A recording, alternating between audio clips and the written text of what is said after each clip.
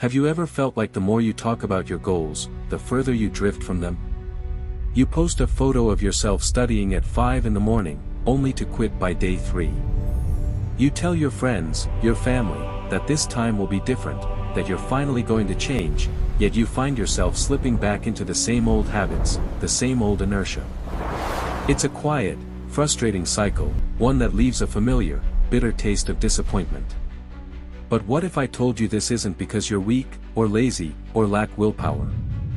What if it's because you are caught in a subtle, invisible trap, one that our modern world has perfected? Think about the last time you were truly excited about something.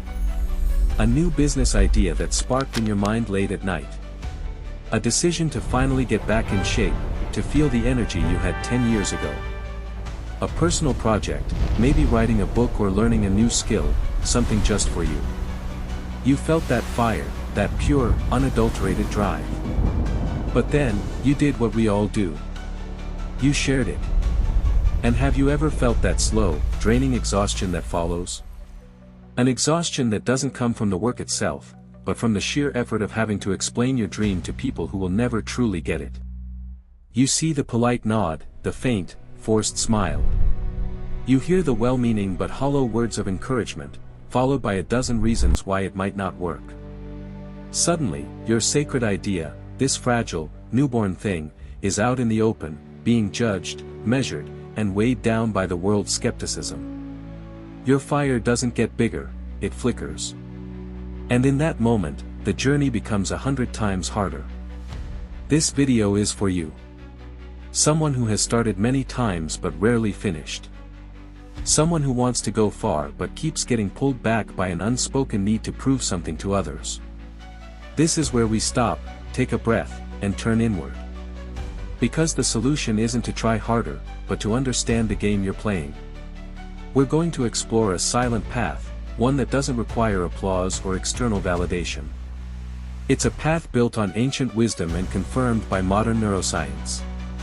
And it begins by understanding the very science of why we sabotage ourselves. The trap you've been falling into has a name. It's the illusion of progress created by premature social recognition. And understanding how it works is the first step toward disarming it for good. In 2009, a psychologist at New York University named Peter Gollwitzer conducted a series of fascinating experiments. He wasn't just guessing, he wanted to scientifically measure why our best intentions so often die on the vine. In one of his key studies, he gathered a group of law students, individuals who are, by nature, ambitious and driven. He had them all fill out a questionnaire about their commitment to their legal careers, asking how much they intended to work, study, and seize every opportunity to succeed. After they committed their goals to paper, he divided them. The first group simply handed in their questionnaires and were told the study was over. Their intentions remained private, a quiet contract with themselves.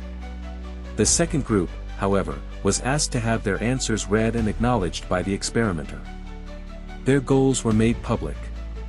They received that small, satisfying nod of recognition. Ah, the experimenter's gaze seemed to say, "You're one of the serious ones."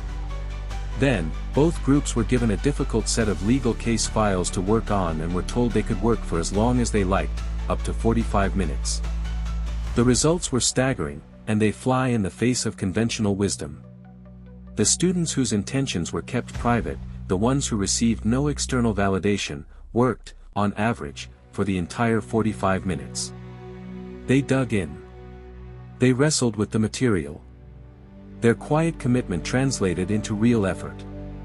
But the second group, the ones whose ambitions were praised and acknowledged, they quit far sooner. On average, they stopped working after only 33 minutes. That small moment of social recognition had been enough to give their brains a false sense of accomplishment. The simple act of being seen as someone who is going to work hard was enough to reduce the actual hard work they did. Gollwitzer called this phenomenon symbolic self-completion. It's a powerful concept.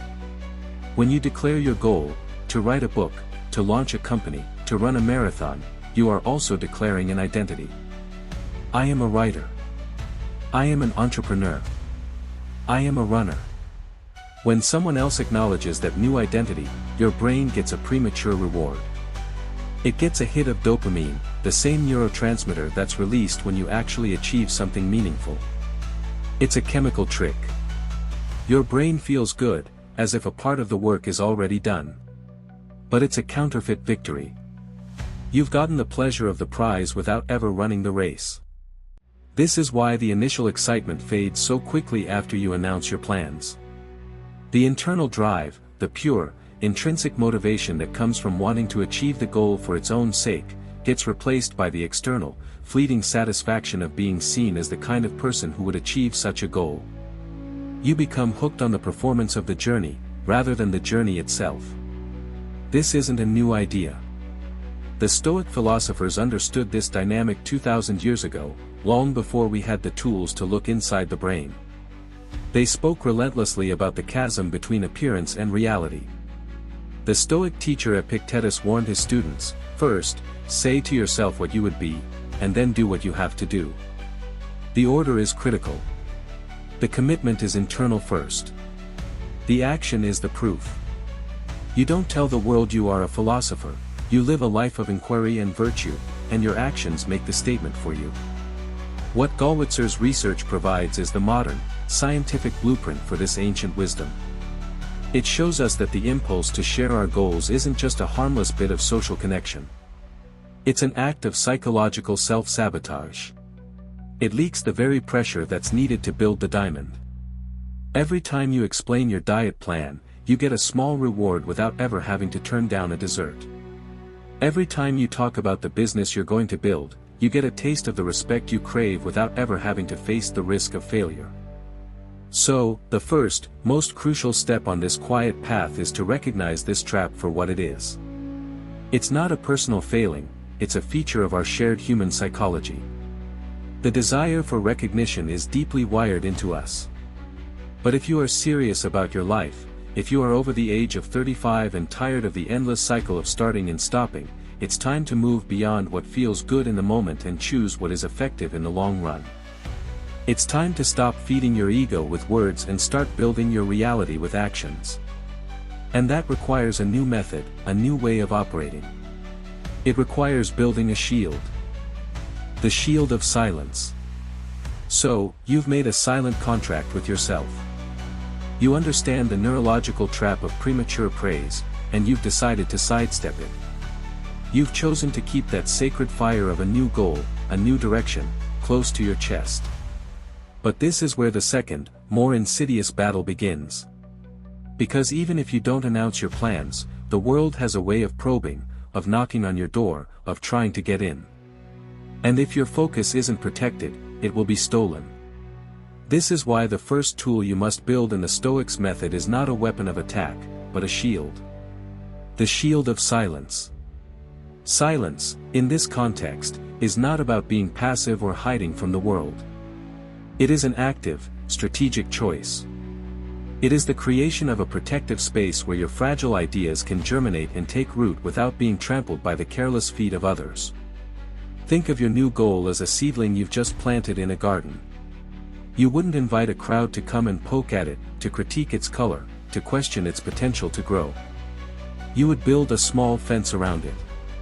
You would nurture it, water it, and give it the quiet, undisturbed space it needs to become strong. Silence is that fence. It is your shield against the relentless barrage of external forces that, whether intentionally or not, can kill a dream before it ever sees the light of day. Let's be specific about these forces. They are the energy thieves that surround us every day. The first, and perhaps most common, is the well-meaning but misguided advisor. This is the friend, the parent, the spouse who loves you, but who projects their own fears and limitations onto your aspirations. Imagine you're Carol, a 45-year-old accountant. For 20 years, you've been diligent, responsible, and successful in your career. But a quiet dream has been calling to you, to open a small, independent bookstore, a sanctuary of paper and ink in a world of screens. One evening, you cautiously mention this idea to your husband. He listens, and with a furrowed brow born of genuine concern, he says, "A bookstore? Honey, that's a tough business. The margins are tiny. Are you sure that's financially wise at our age? What about our retirement? His words aren't meant to harm, they come from a place of love and a desire for security. But they land like a stone in your gut. They don't feel like care, they feel like doubt. The next day, you meet your best friend for coffee, hoping for a spark of encouragement. You share your dream again. She smiles, but it doesn't quite reach her eyes. "Oh, that's so quaint," she says. But honestly, who reads physical books anymore? Everyone's on a Kindle. You'd be competing with Amazon. It sounds incredibly stressful. Again, no malice intended. Just a dose of what she considers realism. But that realism is a poison to a young idea. Each comment, each question, is a small puncture in your confidence. You start to see your beautiful dream not through your own eyes, but through the lens of their skepticism. Then there is the more direct energy thief, the cynic, the critic, maybe a former colleague who hears about your plan through the grapevine. "Carol, leaving accounting to sell books? Good luck with that," they might say with a smirk. Their words are not a warning, they are a judgment. They are a reflection of their own bitterness or lack of courage, and they try to pull you back down to their level. These external inputs are not just emotionally draining. They have a measurable, scientific cost. Professor Gloria Mark at the University of California, Irvine, has spent decades studying the effects of interruptions in the workplace. Her research uncovered a startling statistic: every time we are pulled away from a task, whether by an email, a text message, or a person asking a question, it takes an average of 23 minutes and 15 seconds to get back to the same level of deep focus we had before. Now, think about that in the context of your goals. Every time you have to stop and defend your dream, explain your strategy, or process someone's negative feedback, you are not just losing a few minutes of your time. You are losing nearly half an hour of your most valuable resource, your cognitive energy. Your brain is forced to switch contexts, to move from the creative, generative space of building your dream to the defensive, reactive space of managing someone else's opinion. Do that 2 or 3 times a day, and you've lost over an hour of peak mental performance. Do it every day for a week, and you've sacrificed an entire afternoon of deep, meaningful work at the altar of other people's noise. This isn't just a feeling of being drained, it's a quantifiable theft of your potential. The Stoics understood this profoundly. They knew that the path to tranquility and effectiveness was paved with indifference to the opinions of the crowd. The Roman Emperor Marcus Aurelius, arguably the most powerful man in the world at the time, constantly wrote in his private journal about the need to retreat inward. He wrote, "The happiness of your life depends upon the quality of your thoughts." He knew that if he allowed the gossip, the flattery, and the criticism of the Roman court to dictate his inner state, he would be a slave to 1,000 masters. His mind would be a public square, open to any and all who wished to trespass. Instead, he chose to make it a fortress. So, how do you build this shield of silence in a practical, everyday sense? It's not about becoming a hermit. It's about managing the flow of information with intention. The first strategy is to practice what some call the gray rock method. When someone probes about your plans or asks what you've been up to, you become as uninteresting as a gray rock. You don't lie, but you give vague, non-committal answers. "What are you working on these days?" someone might ask. Instead of launching into a passionate description of your new venture, you simply smile and say, "Oh, just a few personal projects. Keeping busy." How about you? You politely refuse to offer up any surface area for them to grab onto. You starve their curiosity with boredom. It feels unnatural at first, but it is a powerful way to retain your energy. The second strategy is to go on an information diet. You wouldn't share your bank account password with just anyone. Treat your most precious goals with the same level of security. Decide on a very small, select group of people, maybe just one trusted mentor or even just yourself, who are allowed to know the details. Everyone else gets the surface-level story. This isn't about being deceptive, it's about being discerning. You are the curator of your own focus, and you have the right to deny access to anyone who might disrupt it. Finally, learn the art of the redirect. When you feel a conversation heading into a cross-examination about your plans, gently take control and steer it in a different direction. Ask them a question about their own life. Bring up a neutral topic. Most people are more interested in talking about themselves anyway. By redirecting the spotlight, you can gracefully exit an interrogation you never agreed to be in. Building this shield is your first act of true discipline. It is the conscious decision to value your own focus more than you value the fleeting approval or validation of others.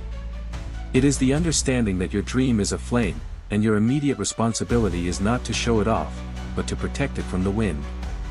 Only when it is sheltered from the chaotic gusts of the outside world can you turn your attention to the more important task, gathering the fuel to make it burn brighter. And that is where the second part of the Stoics' method comes in. For once your shield is up and your focus is secure, you must begin the quiet, steady work of building the engine that will drive you forward. An engine powered not by applause, but by discipline. The engine of discipline. You have raised your shield. You've created a sanctuary for your focus, a quiet space defended from the corrosive effects of external opinion and distraction. This is a monumental first step. But a shield, by its very nature, is defensive. It protects you from being pushed backward, but it does not, on its own, move you forward. A fortress can keep you safe, but it cannot win the territory of your future. For that, you need a different kind of power. You need an engine. An internal combustion engine that runs not on fleeting jolts of motivation or the cheap fuel of public praise, but on the slow, steady, and incredibly potent energy of discipline. Discipline is one of the most misunderstood concepts of our time. We associate it with harshness, with punishment, with the gritting of teeth and the forcing of will. But the Stoics saw it differently. To them, discipline wasn't about restriction, it was about creation. It was the deliberate, consistent shaping of the self into the person one wishes to be.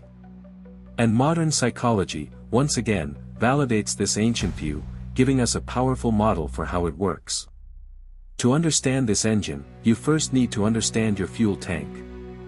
Roy Baumeister, a prominent social psychologist, developed a groundbreaking theory known as ego depletion.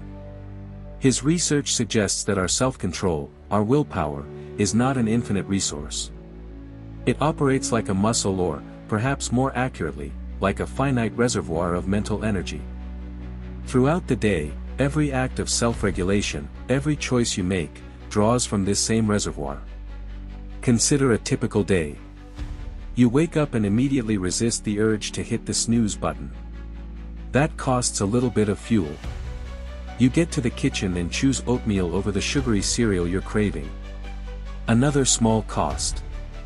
You drive to work, and instead of leaning on the horn at the person who cuts you off, you take a deep breath and let it go. You've spent a little more willpower. At the office, you sit through a frustrating meeting, biting your tongue instead of making a sarcastic comment. You force yourself to focus on a tedious report instead of scrolling through social media. You patiently deal with a difficult client. Sip. Sip. Sip. By the time you get home at 6 in the evening, after 1,000 tiny acts of self-regulation, your willpower reservoir is nearly empty. And that is why your best intentions for the evening so often collapse. You had planned to go to the gym, to work on your side project, to read a chapter of that challenging book. But your brain, now running on fumes, defaults to the path of least resistance, the couch, the television, the mindless scroll. It's not that you became a different person in the evening. It's that the person you are, the one with finite resources, simply ran out of fuel. This is not a moral failing. It is a biological and psychological reality. But here is the profound and hopeful implication of Baumeister's work: if willpower is like a muscle, then it can be trained. It can be strengthened. You can, over time, increase the size of your reservoir. And you don't do it by attempting one heroic, Herculean feat of self-control. You do it by performing small, consistent, almost trivial acts of discipline, every single day. This is the core of the engine. This is how you build the internal power that makes you unstoppable. You start with what some call micro-gains. These are tiny, deliberate choices that are so small, they feel insignificant. But their purpose isn't the immediate result, their purpose is to be a single repetition in your workout for self-control. Want to build the discipline for physical health? Don't start by promising to run 5 miles a day. Start by doing 1 push-up the moment you get out of bed. Just 1. Want to cultivate mental focus? Don't commit to an hour of meditation. Commit to 60 seconds of focused breathing before you open your laptop. Want to gain control over your diet? Don't swear off all your favorite foods. Just drink 1 glass of water before each meal. The act itself is almost comically small. But the act of remembering to do it, and choosing to do it, consistently, is the workout. Each time you perform that tiny act, you are sending a signal to your brain. You are casting a vote for the person you want to become. And there's more happening here than just psychology. We are actually, physically, rewiring our brains. When you first try to build a new habit, it's an effortful process managed by your prefrontal cortex, the conscious, decision-making part of your brain. It's the part that burns all that willpower fuel. But as you repeat the action, day after day, in the same context, the brain starts to hand the job over to a deeper, more ancient part called the basal ganglia. This is the brain's automation center. The basal ganglia doesn't decide to do things, it just runs programs. It's what allows you to drive a car while thinking about something else, or tie your shoes without conscious thought. Each tiny, consistent act of discipline is a step in writing a new program for your basal ganglia. You are slowly but surely transforming an act of effort into an act of instinct. Eventually, you won't decide to do that 1 push-up, it will just be what happens when your feet hit the floor in the morning. You won't force yourself to breathe for 60 seconds, it will become the natural prelude to your work. At that point, the act no longer costs you willpower. It has become a part of who you are. The discipline is now automatic. This is where you discover a new kind of reward system. As we explored earlier, announcing your goals gives you that cheap, fleeting hit of external validation.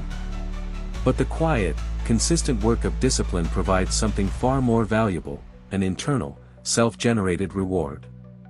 Every time you keep a small promise to yourself, every time you complete that micro-gain, your brain releases a small amount of dopamine not for being praised, but for being trustworthy. You are building self-respect, brick by silent brick. You are proving to yourself, in the only way that truly matters, that you can count on you. This is the freedom that the audience in our comments section was talking about. This is what it means to be committed to your path, without applause, without the need for praise. You no longer need someone else to tell you you're doing a good job, because you can feel it. You can feel the integrity of your own actions. You can feel the quiet, humming power of the engine you are building inside. The satisfaction is deeper, more stable, and no one can ever take it away from you. So, the second part of the method is this: choose your micro-gains. Start so small that it's impossible to say no. Perform them without an audience. Do them on the days you feel inspired, and more importantly, do them on the days you feel nothing at all. See them not as chores, but as the training ground for your will. With every repetition, you are strengthening the muscle of your self-control. You are automating your own success. You are building an engine that, once it's running, will carry you through any storm, long after the applause for others has faded into silence. You now have your shield to protect you. And you have your engine to propel you. You are moving forward, quietly and consistently, on your own terms. And this leads to the final, crucial part of the journey, redefining what victory actually looks like. It's time to shift your focus from being impressive to being effective. From impressive to effective. You have arrived at a powerful new place. You've built a shield of silence to protect your focus from the world. You've engineered a quiet engine of discipline to propel you forward with steady, internal force. You are now moving on your own terms, protected and self-powered. This brings you to a crossroads, a fundamental choice that will define the very nature of your victory. With this newfound strength, what is your destination? What is your compass? The world will try to hand you its own map, one that leads to a place called impressive. But the Stoic path, the path of deep and lasting achievement, leads to a different territory altogether. It leads to a place called effective. Understanding the difference between these two destinations is perhaps the most critical insight for anyone seeking to live a life of substance. Our entire culture, amplified by the megaphone of social media, is a relentless celebration of the impressive. It's the flashy, the fast, the instantly visible. It's the entrepreneur who secures funding in their first 6 months. It's the influencer with 1 million followers. It's the person who transforms their body in a dramatic 90-day challenge.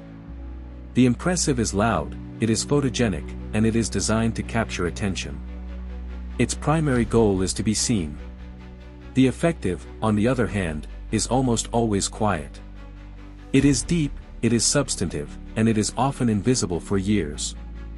The effective is the business that grows slowly, customer by customer, building a foundation of trust and quality. It's the academic who spends 2 decades in a dusty archive before publishing a single, revolutionary book. It's the individual who makes small, sustainable changes to their health, year after year, resulting in a vitality that lasts a lifetime. The effective is not concerned with an audience. Its primary goal is to work. It seeks not attention, but results. Think of it this way, the impressive is a firework. It shoots into the sky with a roar, explodes in a brilliant, dazzling display of color, and earns a chorus of poos and ahs from the crowd below.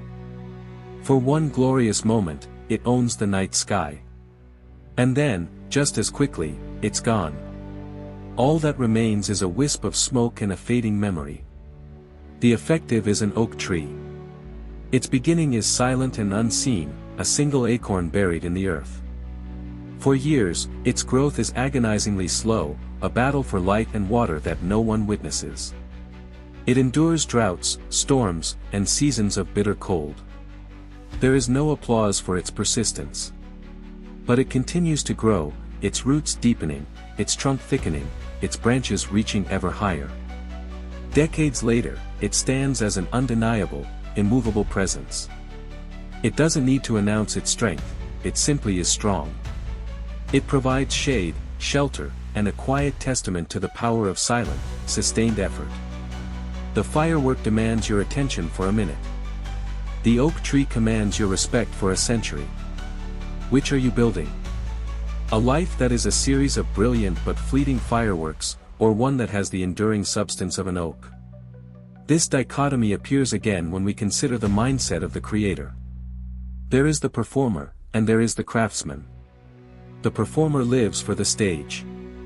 Their energy is directed outward, toward the audience. They ask, how does this look? Will they like this? Will they applaud?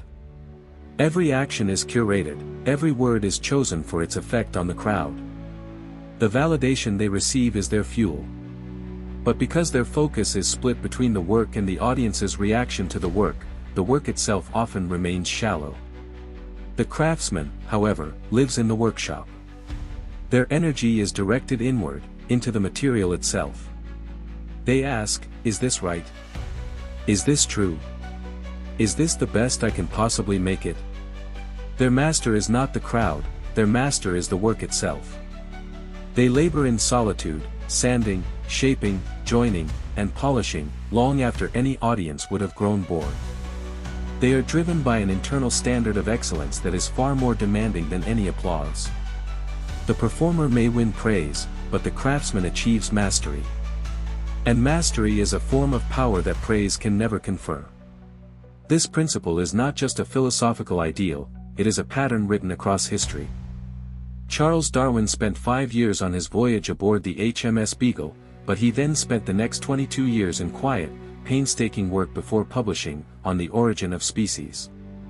He lived in a secluded country house, poring over his specimens, corresponding with a small circle of fellow naturalists, and methodically building his revolutionary theory. He wasn't posting daily updates on his progress. He wasn't giving lectures about his upcoming bombshell. He was engaged in the deep, slow, effective work of a craftsman, ensuring that when his idea was finally presented to the world, it was not just impressive, it was irrefutable. He chose the path of the oak tree. How does this translate to your life, right now? It comes down to the quiet choices you make when no one is watching. Are you choosing a career path because the job title sounds impressive on a social media profile, or because the work itself provides a genuine opportunity to build a valuable skill? When you sit down to work, are you spending more time arranging your desk, your coffee cup, and your notebook to capture the perfect photo of hustle, or are you immersing yourself in the difficult, unglamorous tasks that actually move the needle? When you read a book, is your primary goal to absorb its wisdom, or is it to find a clever quote to share so that others will perceive you as well-read? These are not comfortable questions. But answering them honestly is the final act of liberation. It is the moment you sever the last invisible thread that tethers your self-worth to the opinions of others. It's the moment you stop asking, "What will they think?" and start asking, "Does this work? Does this have substance? Does this align with my own internal compass?" When you consciously and consistently choose the effective over the impressive, something remarkable happens. The need for external validation simply falls away. You stop seeing your journey as a performance and start seeing it as a practice. And you discover that the quiet satisfaction of doing something well, of solving a hard problem, of creating something of real value, is infinitely more fulfilling than the loudest applause. This choice is the final turn of the key. It opens the door to the most authentic kind of success there is. A success that doesn't need to be announced, because it can be seen, felt, and trusted. A victory that is undeniable, because its proof is in the results. Your results will speak for you. And so, we arrive at the final, unspoken law of this quiet path. It is the destination toward which all other steps have been leading. Once you have disarmed the trap of premature praise, once you have raised the shield of silence, once you have built the relentless engine of discipline, and once you have committed to the effective over the impressive, you discover a profound and liberating truth. You no longer need to speak. You no longer need to explain, to justify, to defend, or to promise. All you have to do is let your results speak for you. Results are the great silencers. They are the universal language that cuts through all the noise of opinion, skepticism, and debate. A result cannot be argued with. It cannot be wished away. It is a tangible, undeniable fact in the world. While others are busy talking about the empires they will one day build, you, in your quiet, relentless consistency, have laid a single, solid brick. And tomorrow, you will lay another. And the day after that, another. The world may not notice your daily labor, but it cannot ignore the wall you are building. Think of the woman named Emma. For years, she was a quiet, unassuming presence at the cafe where she worked. She was kind, she was always on time, and she never complained. People saw her, but they didn't see her. They assumed she would always be there, pouring coffee, a fixture in the background of their own lives. They had no idea that every night, after a long shift on her feet, she was not collapsing in front of the television. She was at her small kitchen table, surrounded by library books on finance, watching free online courses, and meticulously saving every spare dollar from her tips to make small, cautious investments. There were no posts about her side hustle. No declarations that she was on her grind. Her battle was fought in absolute silence, fueled by a private vision. 3 years later, when she quietly put in her notice and launched a modest financial consulting service specifically for low-income workers like herself, people were stunned. They couldn't reconcile the Emma they thought they knew with the capable, knowledgeable founder standing before them. But she didn't waste a single breath explaining the past 3 years. She didn't have to. Her competence was the explanation. Her business was the statement. Her results spoke for her, and their voice was thunderous. This is the power you are cultivating. It is the power of showing, not telling. This wisdom is not new, it echoes through the ages, found in the most profound philosophical and spiritual texts.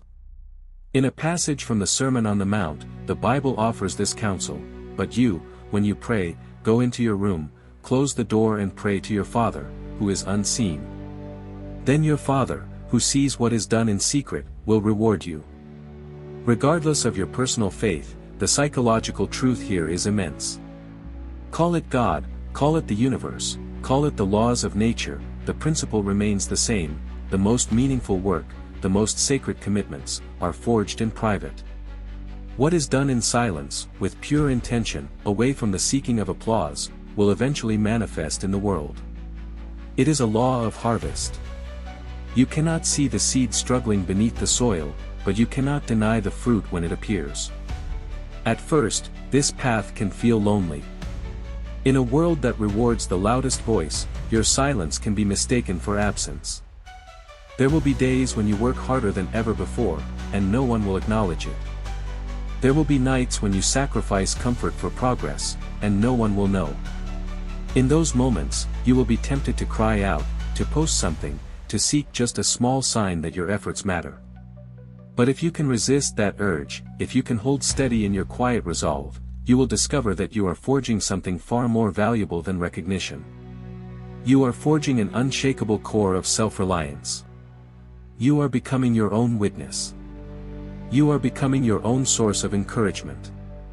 The silent validation that comes from keeping a promise to yourself becomes more satisfying than any public praise. And then, one day, the world will notice. Not because you send out a press release, but because the weight of your work has become too substantial to ignore. When you are truly excellent at your craft, you won't have to tell people, they will ask you where you learned it. When you are truly grounded in your principles, you won't have to explain your philosophy, they will feel it in your presence. When you have truly changed your life, you won't have to announce it, people will simply look at you and wonder how you did it. This is the ultimate reversal of power.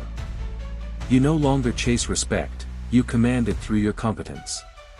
You no longer seek an audience, your life becomes the event. This is what it truly means to win in public. Not with a sudden, noisy explosion, but with the quiet, undeniable gravity of who you have become. We have journeyed far in this time together. We've seen the neurological trap that punishes our best intentions. We've learned to build a shield of silence and an engine of discipline.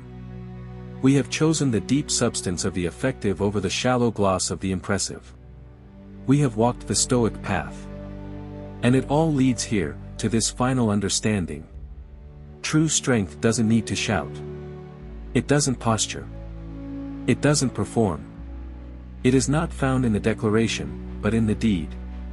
In a world drowning in noise, your quiet, focused, and persistent action is the most powerful statement you can ever make. Your life itself becomes the argument. Your results become the verdict. And the truth needs no defense. If this philosophy, this quiet path, resonates with a deep and unspoken truth within you, then you are not alone. There is a growing community of us who are choosing to turn down the volume of the world to better hear the signal of our own purpose. We are the craftspeople, not the performers. We are the builders of oaks, not the launchers of fireworks. If you are one of us, then I invite you to subscribe.